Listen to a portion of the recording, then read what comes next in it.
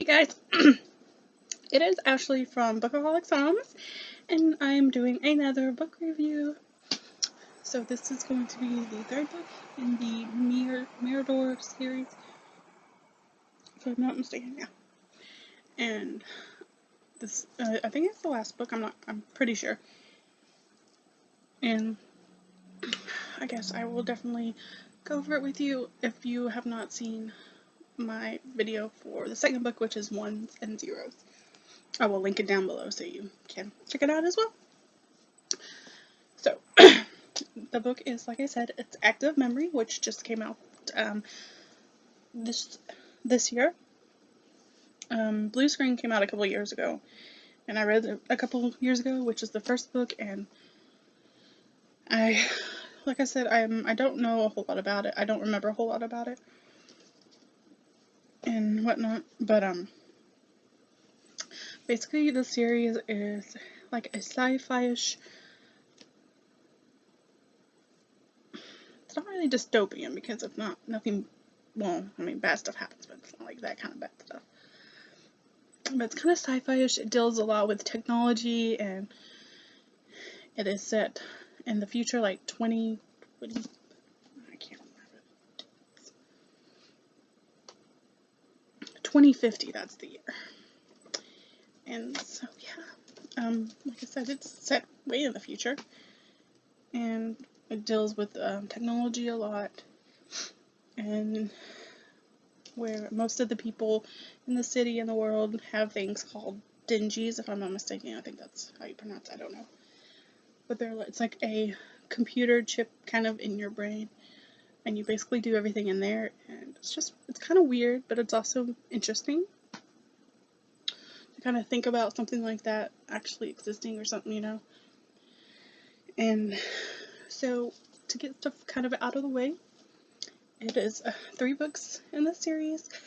And if you didn't watch my other video, then you don't know that it's like all 3 books. The one main thing that I liked about the series is the whole series is one storyline, and then the 3 books are like their separate little storylines. So it's got different storylines going all the way around it, and it's just awesome, and I like it, and not confusing at all that I can tell.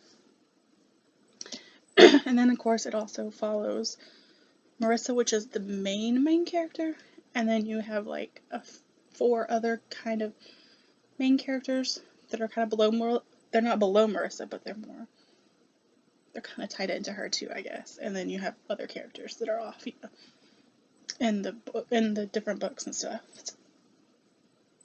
But Marissa is one of the characters, and then you have Sahara, then you have Anja, Fang, and Jaya, if I'm not mistaken. And then in this story, you also have Omar, Bio,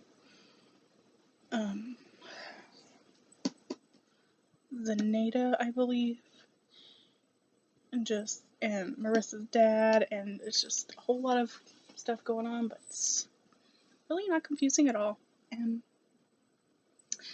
so in this particular book, it kind of all comes to a conclusion or to an end for Marissa, because throughout the whole series, she's trying to find out basically what her family is hiding, or what her dad is hiding from her, because when she was little, she was in a car accident that took her arm, so she has a robotic arm.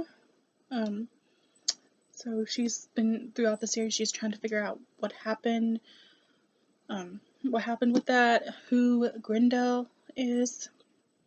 He's like this mysterious hacker that she's trying to figure out.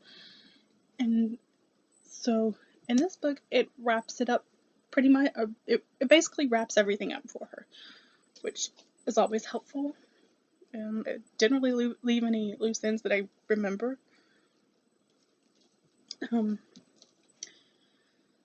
So yeah, that is pretty much the storyline for the whole series, and then this book basically finishes that storyline, and Marissa sets out to find out. So in the beginning of the story, there is a hand that is like a severed hand that's discovered, by the police and everyone, and they find it to be a replica, or they find it to be, they think, is the hand of Zenaida, which is the mother of Omar, and she was pronounced dead, I think, 15 years ago in the same crash that took Marissa's arm.